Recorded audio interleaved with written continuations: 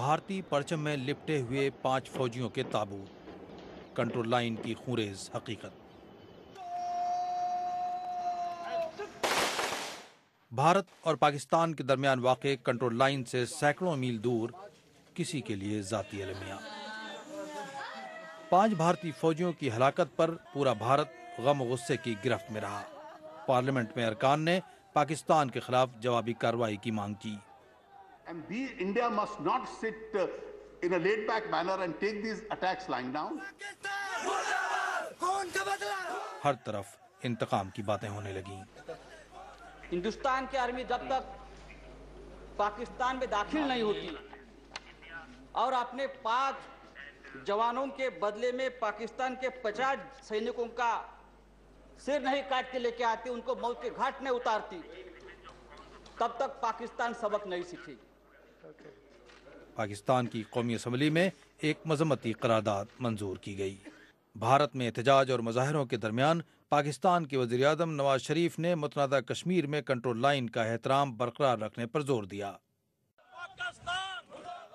قوم پرستی کے حملوں سے پس بھارت کی حکومت کے لیے جارحانہ ماحول سنبھالنا مشکل ہو رہا تھا۔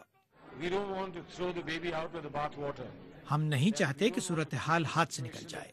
ہم ایسی صورتحال نہیں پیدا کرنا چاہتے جو بعد میں بھارت کی سلامتی اور امن کے لیے نقصان دہ ثابت ہو۔ پاکستان اور بھارت کے فوجیوں کے ٹکراؤ کے بعد آئندہ مہینے کے مذاکرات ملتوی کر دیے گئے۔ سب کو معلوم ہے کہ 29 جولائی کو بھارت کی فوج نے 56 راشٹریہ رائفلز نے 4 لوگوں کو پکڑا LOC پہ، ان کو مارا، اس کے بعد FIR لکھائی اور کہا کہ یہ انفلٹریٹرز تھے یا نہیں تھے کسی کو نہیں معلوم، کیونکہ 2 کے پاس تو کلی ربڑ کی چپلیں تھی۔ پاکستان میں یہ تصور عام ہے کہ کنٹرول لائن کے واقعے کو بھارت میں غیر معمولی طور پر اچھالا گیا۔ ابھی تک جو ہے ہندوستان میں بالخصوص کچھ ایسی قوتیں ہیں جو شاید LOC کے اس تناؤ کو جو ہے زیادہ کرنے کی کوشش کر رہی ہیں، اور ہم سمجھتے ہیں کہ شاید اس میں ہو سکتا ہے کہ آئندہ جو آنے والے انتخابات ہیں ان کے حوالے سے بھی شاید کوئی پاکستان بیشنگ کے لیے شاید ماحول سازگار کرنے کی کوشش کی جا رہی ہے۔ وزیر اعظم نواز شریف نے ایک بار پھر دونوں ملکوں کے درمیان نئی شروعات کی بات کی ہے۔ دونوں ملکوں میں بہت سے لوگ ان کی بات کو سنجیدگی سے لے رہے ہیں۔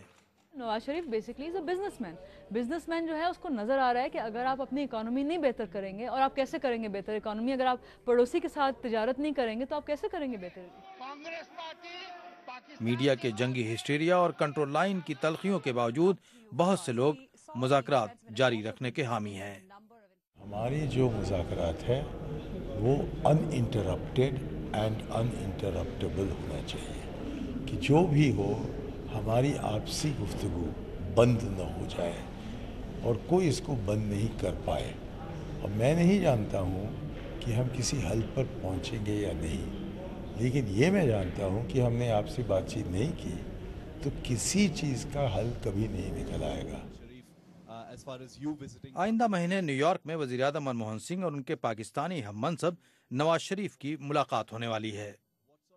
دونوں رہنماؤں کے درمیان نیو یارک میں ملاقات کی امید تو ہے، لیکن کنٹرول لائن کے واقعے نے امن کے عمل کو جو نقصان پہنچایا ہے اسے پورا ہونے میں کافی وقت لگے گا۔ شکیل اختر، BBC نیوز، دلی۔